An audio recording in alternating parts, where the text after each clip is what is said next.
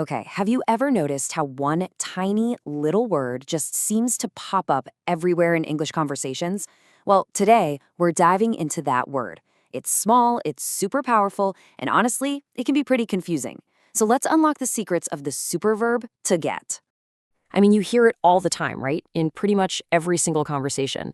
It's so common that you probably don't even realize how many different jobs this one little word is doing. But that's also what makes it so tricky.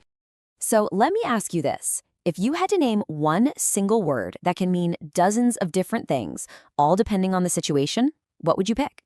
Just take a second and think about it. Yup, you got it. It's get. This one word is a true chameleon of the English language, and I promise, by the end of this, you're going to understand exactly how to use it like a pro. All right, so here's the thing. This is where most people get a little bit stuck. There's a big misunderstanding about what get really means, and it's a source of a lot of confusion.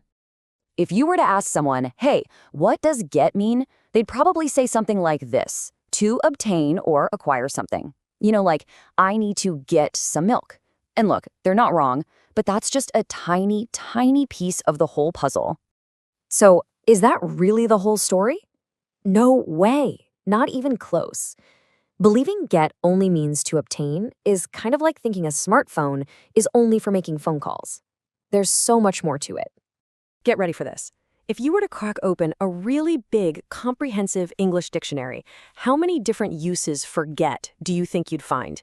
The answer is somewhere around 50. Yeah, 50 different meanings. It's absolutely wild when you think about it.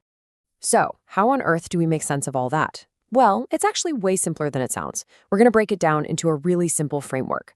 The best way to think about it is like get can be a substitute for 6 other super common verbs.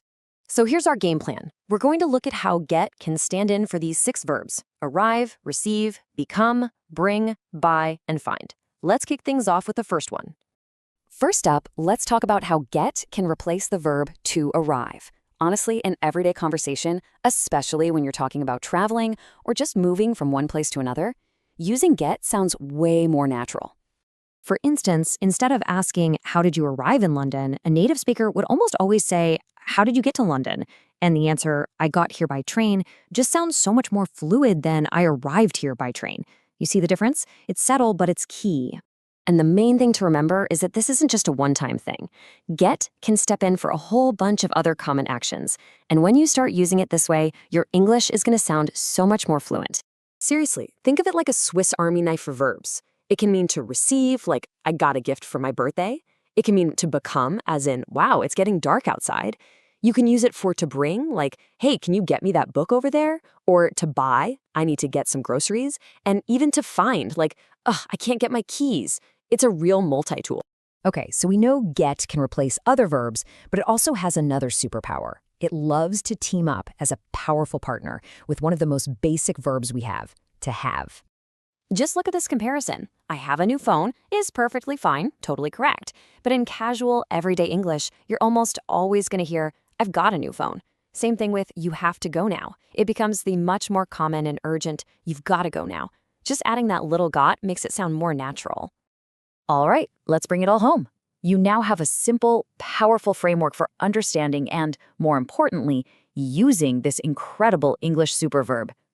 And you know what? We're really just scratching the surface here. There's a whole other world of phrasal verbs. That's when get teams up with another little word, like get up, get over, or get along. Each one has its own unique meaning. But what we've covered today, this is the core foundation you need to build on. So, if there's one thing to take away from all this, it's this list right here.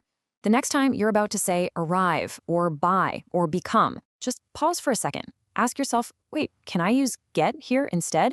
More often than not, the answer is yes, and you'll sound that much more natural.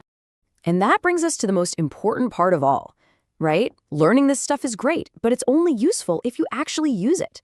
So, now that you know the secrets of this powerful little word, I'll just leave you with one final question to think about.